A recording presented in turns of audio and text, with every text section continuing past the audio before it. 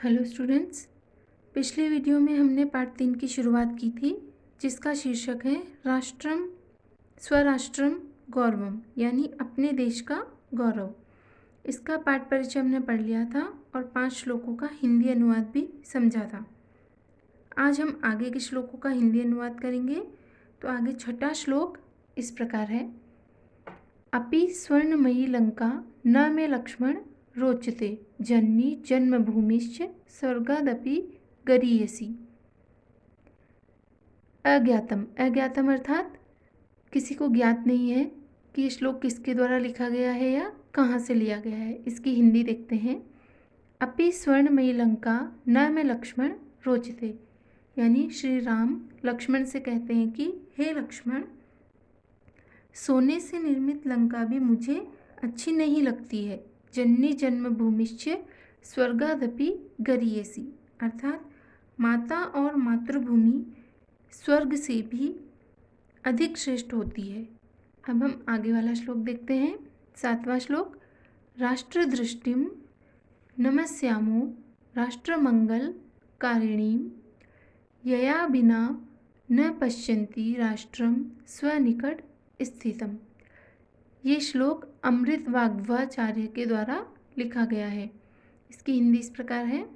राष्ट्र दृष्टिम नमस्यामो राष्ट्र मंगल कारिणीम, अर्थात राष्ट्र का मंगल करने वाली राष्ट्र दृष्टि को हम नमस्कार करते हैं।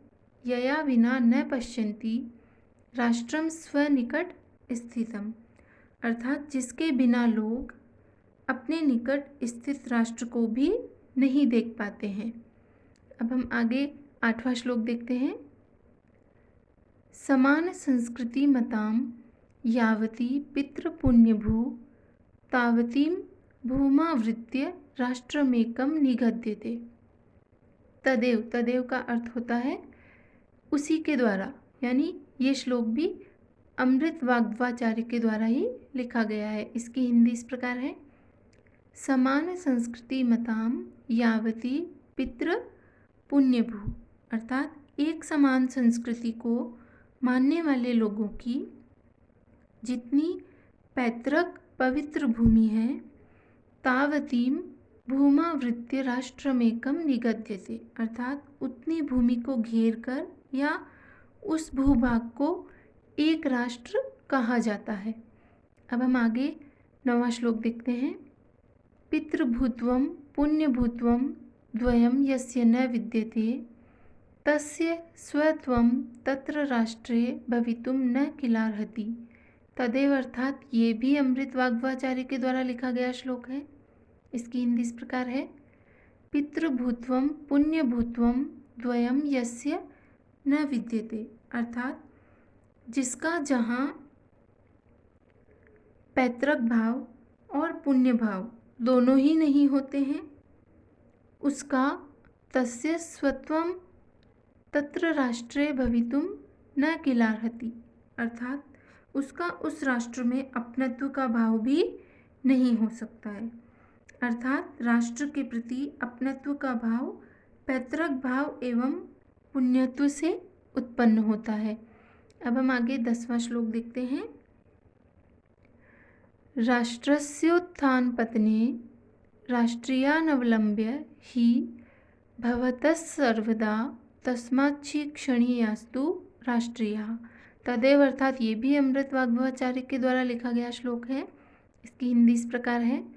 राष्ट्रस्योत्थानपतने राष्ट्रियानवलंब्य ही, अर्थात राष्ट्र के निवासियों का आश्रय लेकर ही हमेशा राष्ट्र का उत्थान और पतन होता है। भवतः सर्वदा तस्माच्छीक्षणीयास्तु राष्ट्रीय, अर्थात इसलिए राष्ट्र का निवासियों को हमेशा राष्ट्र भावना की शिक्षा देनी चाहिए। राष्ट्र के निवासियों को हमेशा राष्ट्र भावना की शिक्षा देनी चाहिए। अब हम आगे 11वां श्लोक देखते हैं। विद्या शस्त्रम च शास्त्रम च द्वे विद्ये प्रतिपत्तये शस्त्रेण रक्षिते राष्ट्रे शास्त्र चर्चा प्रवर्तते। ये श्लोक चाणक्य के द्वारा लिखा गया है।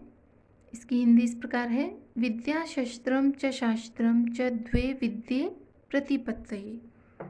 अर्थात शस्त्र विद्या और शास्त्र विद्या, ये दो विद्याएं ज्ञान प्राप्ति के लिए हैं। शस्त्रेण रक्षिते राष्ट्रे शास्त्र चर्चा प्रवर्तते।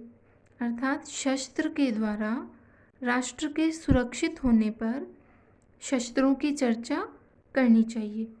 तो स्टूडेंट्स, ये हमने पार्ट 3 के श्लोकों की हिंदी पूरी कर ली है। इनको आप ध्यान से पढ़ें और समझें। धन्यवाद।